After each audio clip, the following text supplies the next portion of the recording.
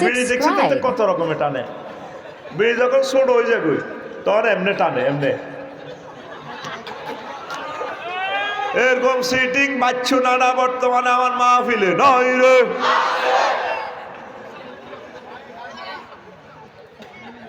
মেয়েরাজ রজনীতে নামাজ ফরজ হয়েছে আম্মাজির ইন্তেকালের প্রায় 2 বছর পর।